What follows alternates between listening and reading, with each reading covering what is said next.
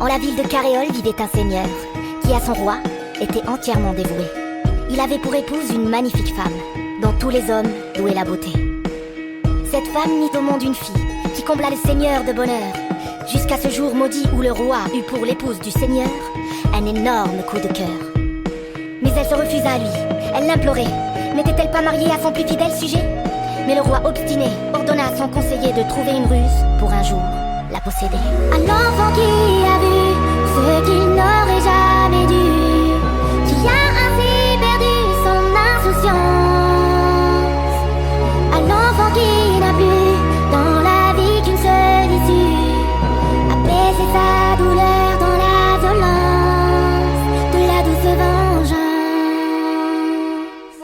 Alors le conseiller, magicien de surcroît, mit au point la plus terrible des manigances.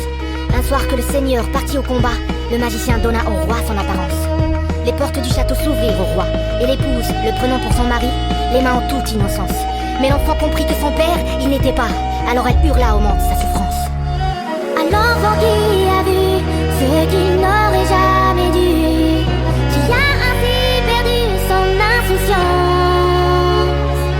à l'enfant qui n'a plus dans la vie qu'une seule issue, apaiser sa douleur dans la violence de la douce vengeance.